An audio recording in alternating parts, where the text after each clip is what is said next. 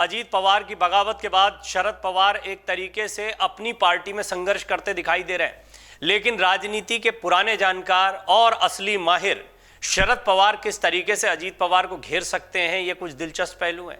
साथ ही साथ पे छगन भुजबल, प्रफुल्ल पटेल, इनके बयान लगातार आ रहे हैं। ये वो लोग हैं जो कंधे से कंधा मिलाकर शरद पवार के साथ चल रहे थे, लेकिन अचानक से विरोधी खेमे में खड़े हैं। अब बात इसकी है कि अगर अजीत पवार का दावा सही नहीं निकलता है, जैसा कि वो कह रहे हैं 40 विधायक उनके साथ में हैं, अगर उनके पास विधायकों की पर्याप्त संख्या नहीं है तो उनका निलंबन तय है। ये बात पृथ्वीराज चव्हाण कह रहे हैं। पूर्व मुख्यमंत्री हैं, कांग्रेस के बड़े नेता हैं, शरद पवार के साथ खड़े हुए हैं, निश्चित तौर पर वो ये बयान देंगे। यही बात संजय राउत भी कह रहे हैं। संजय राउत और उनकी पार्टी यानी शिवसेना ये सब कुछ देख चुकी है पहले, अब बारी शरद पवार की है। शरद पवार और शिवसेना के साथ में जो कुछ हुआ है उसके बाद में महाराष्ट्र की सियासत को लेकर कई गंभीर सवाल खड़े हो रहे हैं। सबसे पहले बात इस बारे में कि असली एनसीपी का फैसला आज कैसे हो सकता है, बड़ा सवाल है कि असली एनसीपी किसकी है, ये पता लग जाएगा। इसको पता लगाने के लिए एक तो दोनों ही खेमे जो हैं वो ये दावा कर रहे हैं कि हम असली हैं तो विधानसभा में हमारी चलनी चाहिए, और ये तब चलेगी जब विधायकों की पर्याप्त संख्या आपके पाले में खड़ी हो। अब क्या शरद पवार के साथ पर्याप्त तादाद में विधायक हैं? हालांकि वो कई बार इस तरह के बयान भी दे चुके हैं कि मेरे साथ जब 5 विधायक बचे थे तो मैंने दोबारा पार्टी को खड़ा कर दिया। इससे स्पष्ट होता है कि कहीं ना कहीं वो स्वीकार कर रहे हैं कि उनकी पार्टी में बड़ी फूट हो गई है, और अजीत पवार की पकड़ से, छगन भुजबल की पकड़ से, प्रफुल्ल पटेल की पकड़ से इनकार भी नहीं किया जा सकता है कि इन्होंने पार्टी में कार्यकर्ताओं और विधायकों को अपने साथ जोड़ा होगा। एक तरफ है शरद पवार, सुप्रिया सुले और बाकी के सारे जो बड़े नेता दिखा, हालांकि जयंत पाटिल जैसे लोग जो हैं, जितेंद्र अवाड़ जैसे लोग जो हैं वो शरद पवार के साथ खड़े हैं, फिर भी जो बड़ी ताकत दिखाई पड़ते हैं एनसीपी की शरद पवार के बाद में, वो सुप्रिया सुले, अजीत पवार, छगन भुजबल, प्रफुल्ल पटेल जैसे चेहरे हैं, जिसमें सुप्रिया सुले निश्चित तौर पर खड़ी हुई हैं शरद पवार के साथ, लेकिन असली कमान जो है वो अजीत पवार के हाथ में दिखाई पड़ती है और छगन भुजबल और प्रफुल्ल पटेल का उन्हें साथ मिला है। प्रफुल्ल पटेल तो यहां तक कह रहे हैं कि 2022 से ही पार्टी के नेता चाहते थे कि बीजेपी के साथ चले जाओ और बीजेपी के साथ सरकार बनाओ, तो ये कोई नई बात नहीं है कि हम बीजेपी के साथ में जा रहे हैं, यानी उनकी इच्छा के विरुद्ध कार्य हो रहा था। कुल मिलाकर ठीक वही अंदाज है जो अंदाज आपको देखने को मिला था शिंदे गुट ने जब शिवसेना से बगावत की थी उस वक्त। राष्ट्रवादी कांग्रेस पार्टी यानी एनसीपी के दोनों गुट आज शक्ति प्रदर्शन कर रहे हैं।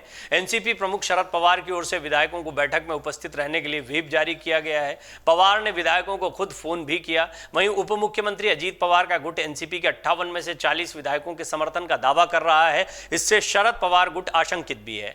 1 बजे बैठक भी होने वाली है। शरद पवार गुट ने दक्षिण मुंबई स्थित यशवंतराव चव्हाण प्रतिष्ठान में, तो अजीत गुट ने बांद्रा स्थित एमईटी परिसर में पार्टी विधायकों समेत प्रदेश, जिला और तालुका स्तर के पदाधिकारियों की बैठक बुलाई।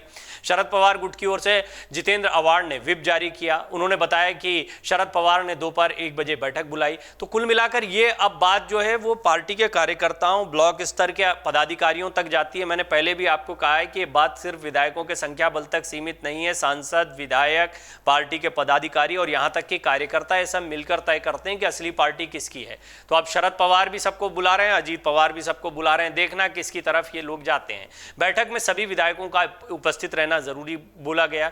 अजीत पवार गुट की ओर से सुनील तटकरे बैठक की अध्यक्षता करते दिखाई देंगे, जिसके लिए शिवाजी राव गर्जे ने बैठक बुलाई है।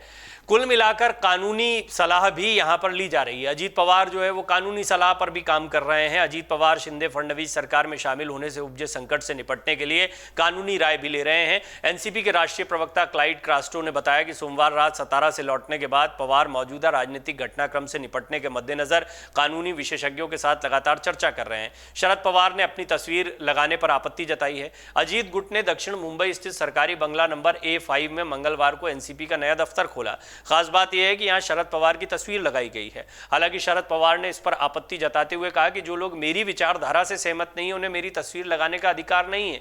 मेरे जीते जी मेरी तस्वीर कहां लगेगी यह तय करना मेरा अधिकार है। शरद बताएं उनके साथ कितने विधायक हैं। भाजपा ने ये उनसे पूछ भी लिया है। मतलब शरद पवार को खुली चुनौती एक तरीके से बीजेपी की तरफ से दी जा रही है। बीजेपी नेता और अभी फिलहाल में मंत्री हैं महाराष्ट्र में सुधीर मुनगंटीवार, उन्होंने शरद पवार को समर्थक विधायकों की परेड कराने की चुनौती दे दी है। उन्होंने मंगलवार को कहा कि एनसीपी के विधायक अजीत पवार के साथ हैं और उन्होंने विकास और सच्चाई के साथ चलना चुना है। मैं शरद पवार को चुनौती देता हूं कि वो अपने समर्थक विधायकों की संख्या बताएं। अब पुणे नागपुर में एनसीपी का शरद पवार को समर्थन मिलता दिखाई दे रहा। पुणे एनसीपी शहर कार्य समिति ने बैठक कर शरद पवार को समर्थन देने का प्रस्ताव पारित किया। साथ ही पार्टी को तोड़ने के लिए भाजपा की आलोचना की गई। वहीं नागपुर जिला कार्यालय में कार्यकर्ताओं ने अजीत पवार और प्रफुल्ल पटेल की तस्वीरें निकाल दी। दूसरी ओर नासिक में पार्टी दफ्तर पर कब्जे के लिए शरद पवार और अजीत पवार गुट के कार्यकर्ता आमने सामने आ गए, जिससे पुलिस को हस्तक्षेप करना पड़ा।